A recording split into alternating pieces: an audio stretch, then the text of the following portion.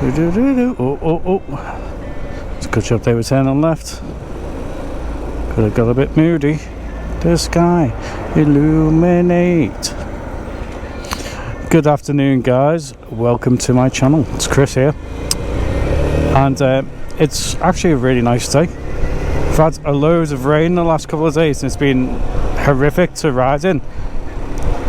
And today it's nice. And we've got a bit of sunshine and it's actually not cold.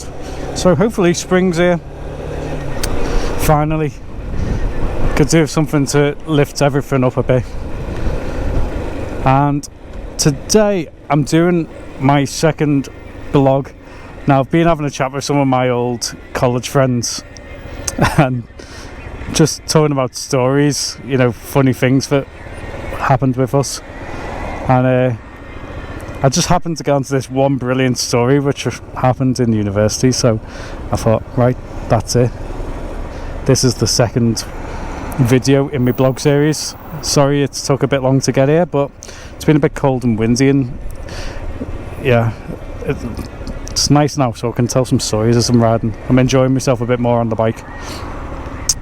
So anyway, this all starts in the canteen in Scarborough University, but it was actually Hull University, but it was Scarborough campus, and that's where I was based doing my degree in music. And one afternoon we're all sitting in the canteen there, a big gang of us,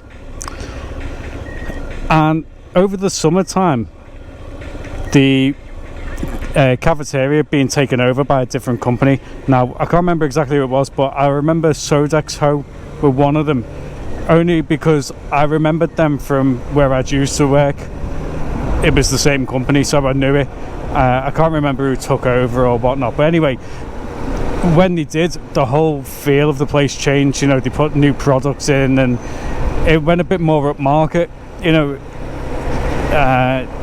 they started using fair trade sugars and stuff, you know, which at the time was kind of like fairly a biggish thing. You know, we're going back some years here, you know, and for a university to be doing that as well, you know, it was a big step. So, you know, we were all sitting around talking about it like, oh wow, God, how much this has all changed.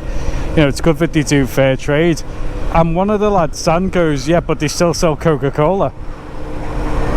And we're all just like, yeah, and he's like, oh yeah, well, I've seen a documentary a couple of weeks ago about Coca-Cola in Pakistan and how bad they are. He says essentially what they did, they flooded this village and forced everyone out of their homes, and they'd built their own purpose village for their staff.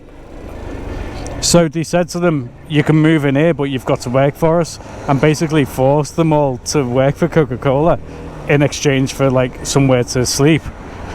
And you know, and the pay wasn't very good or whatever. I'm paraphrasing this a bit, it was like 17 years ago. So anyway, he's going, yeah, you know, so the scumbag company. And one of the lads sitting there with us goes, no, it's not, you got it wrong. And Dan goes, no, I'm right, honestly. I was watching this documentary the other night and like they said, you know, how bad they were. Like, you know, they just basically did that so they could get a workforce there and pay them cheap. And Fires, the other lads, going, no, honestly, it wasn't like that at all. You've got it wrong. Like, I know that's what's being reported, but it wasn't like that at all. It's been twisted by the media. And Dan's going, no, honestly, this company, like, they're really bad. You know, like, how can you do that to people? And Fires for the last time goes, look, it didn't happen like that, all right? And Dan goes, no, it did. I've seen the documentary. And Fires turns around and goes, my dad is the head of Coca-Cola in Pakistan. He went, so I know a bit more about it than you do. He said, and trust me, it's not what they're saying it is. Oh my God. You could, Dan's face went so red, you could have put him on top of a building and warned aeroplanes away from it with his face. He was so red. He was horrified. And he was like, oh man, I'm so sorry, like I didn't know. And Fires was like, no, it's totally perfectly fine. You know, that's what the media have done. but it's not all true. He said, yeah, you know, the village did flood. He said, but it had nothing to do with Coca-Cola. Coca-Cola just offered the village to the people, you know, for somewhere for them to live. He's like, they were never forced to work. If they didn't want to work for it, they could just rent them. He said, but you know, they spun it in such a way to make it look bad. Oh my god. Like, what are the chances of that? To be sitting in a canteen in Scarborough, England, with the son of the head of Coca-Cola from Pakistan sitting on the same table with you as you're trying to disgrace his dad's reputation. I mean, he obviously didn't know, but it was like the greatest coincidence ever. And for about 4 weeks afterwards, every time I looked at Dan, I'd just burst into tears laughing. And in the end, he was just like, will you fuck off? I'm like, I can't help it. I just every time I see them, it just reminds me of sitting there and that story. Oh my god, it was probably the greatest coincidence I've ever come across in my life. I've had other coincidences, but that was the most genius one. There actually is another coincidence about Scarborough. Tell you what, I'm going to throw it on this video. This is like a bonus bit you're getting. So it's just this, for me, it's weird how the world works sometimes. Like, what are the chances of this? Okay, so I work in a pub in Liverpool, and we were showing Liverpool playing in the Champions League one night on the BT Sport. So I was getting the screens down, and there's a fella sitting there, and he says to me, who's playing tonight? And I said, oh, it's Liverpool. I can't remember who we were playing now. I said, in the Champions League. And he's like, oh, right. He said, oh, that wouldn't interest me then. I said, oh, you're not interested in football? And he said, well, yeah, but you know, my team aren't in the Premier League anymore. It's Hull. I said, all right. He said, well, actually, he said, my main team is Scarborough. And I said, all right, the McCain Stadium.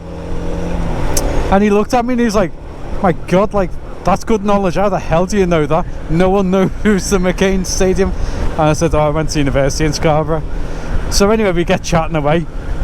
This guy grew up in Scarborough, and he's going, oh right, so where did you live? And I mentioned where I lived, you know, in the final year, just off the shops. And then he was like, oh yeah, I know that dead well. And then he said, what about before that?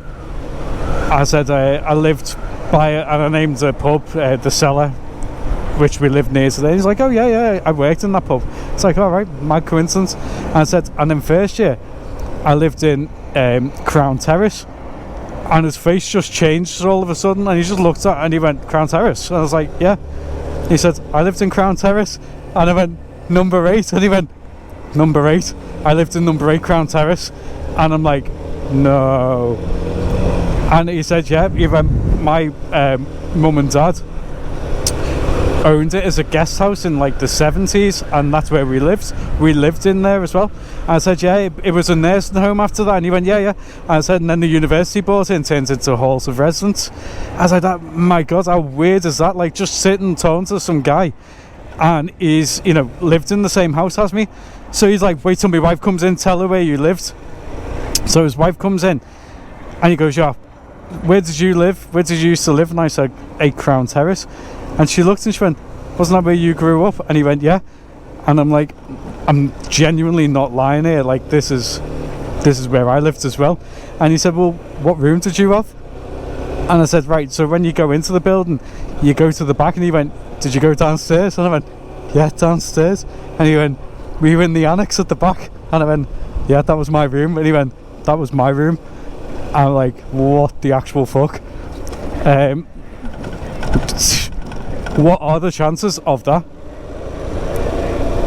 We had the same bedroom. Proper freaked me out. There was a guy sitting there, and he just said, I went, this is too fucking freaky for me. I'm out of here. And he got up and moved.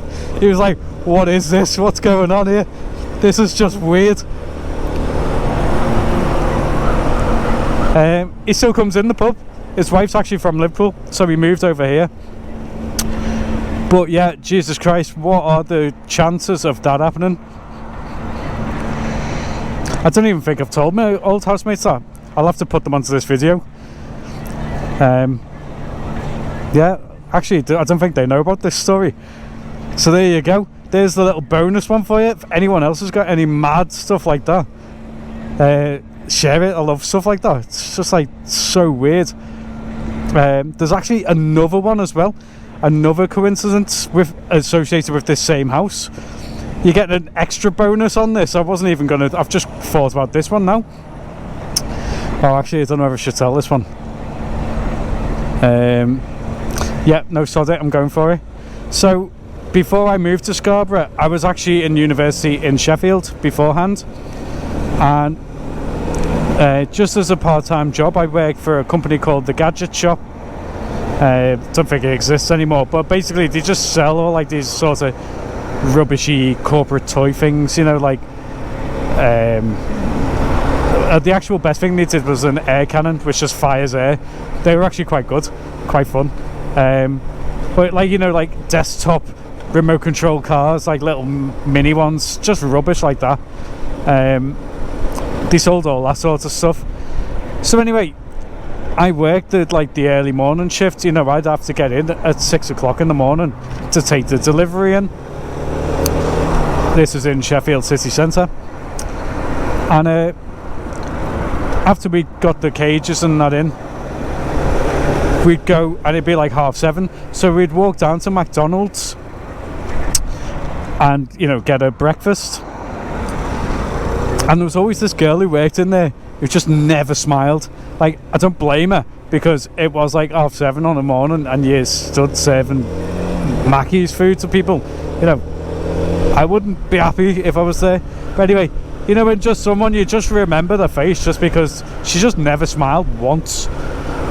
So fast forward a couple of years, and obviously I've moved to university. I'm now living in Scarborough, and we're sitting in the same house I'm talking about here.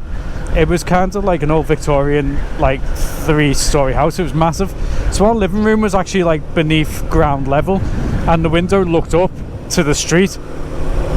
And I'm looking out the window, and I'm looking at this girl, and I'm going, I know her face. Where do I know her from? And it took me a minute, and in the end I went, that's the girl from McDonald's, the one who never smiles. So I'm saying to my housemates, I was like, no way. I'm like, that girl there, I'm like, swear down, she lived in Sheffield, or she lives in Sheffield, and she worked in McDonald's. I used to see her 7:30 in the morning when I was getting me breakfast. I'm like, I just remember the face, honestly, it's her. And they're all going, nah, it can't be her. I'm like, what does she be doing here? I'm like, honestly, I'm adamant it's her. So then she came in the house, and we're like, oh no way, like, what's she, you know, why is she coming here? And a couple of other people come in, and it's like, oh yeah, it's one of our housemates' sisters. And I was like, no way. I'm like, wow. So I said, I obviously didn't say like I recognised her for being moody. This is kind of why I didn't want to share it, because it's a bit bad really. But ended up going and saying to him, I said, is your sister live in Sheffield? And he went, yeah, because he didn't. He wasn't. He was from Glossop, which is kind of the other side of the hills from Sheffield. You know, it's not really the same place at all. It's probably, but you can kind of see why, you know, maybe you've moved from Glossop to Sheffield. Anyway, he still lived in Sheffield. So I said, did your sister used to work in McDonald's? And he went, she still does. And I said, she used to serve me at like 7:30 in the morning. And he just looked at me, it's like, I've just got this thing for faces. I just recognised the face when I seen her outside the window. And he was like, all right, okay. Yeah. But what are the chances of that? Freaky again. I can't think of any other mad ones like that off the top of my head. There are other weird coincidences. There's so much of that. Well, it happens abroad all the time, because whenever you go abroad, you know someone. Scousers get everywhere. We're all over the world, so that kind of that doesn't amaze me as much when I bump into someone I know in a different country. That's just like, it's textbook. I went to London, I was just walking through the streets, and my mate Matty's walking the other way. I was like, what's happening, man? It's just, and people are just looking at us like, even my then girlfriend was like, oh my god, can you go anywhere and not know someone? So there you go. In fact, that same, like, again, another mad connection. When I moved to Sheffield, we were put in halls, and the lad who lived next to me was from over the water in West Kirby, Joe.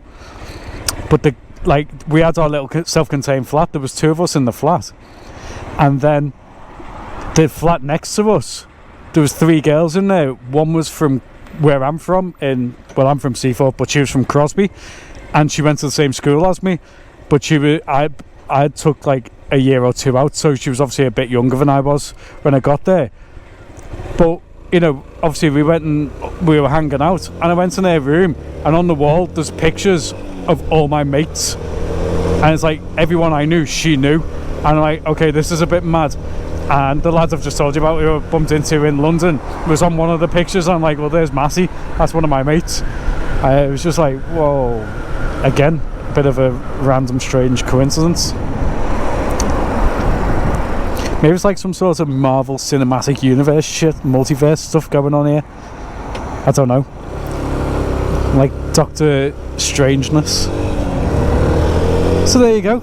It's a couple of little stories. I genuinely wasn't planning on this at all. I was planning on telling you the first one, because I've just literally told that to some of my other mates before, and I was like, yeah, alright, that'll be good. But the rest of it kind of just come back to me off the top of my head. And a hand on heart, tell you that everything I've just mentioned is truthful. It's as weird as all of it is, and a bit far-fetched as some of it probably sounds. It just genuinely happened. I mean, I can't remember exactly word for word how everything panned out, but the actual gist of the story was how it happened. So there you go. If you haven't done already, do the YouTube stuff for me. Subscribe and like and dislike and whatever you want to do. And I'm going to do some more of these soon. I'll think up some more funny anecdotes from back in the day. Now I know this road's closed, so I'm pulling back to let these in. See how nice I am there? Righty ho, see you all on the next one. Sassy bye.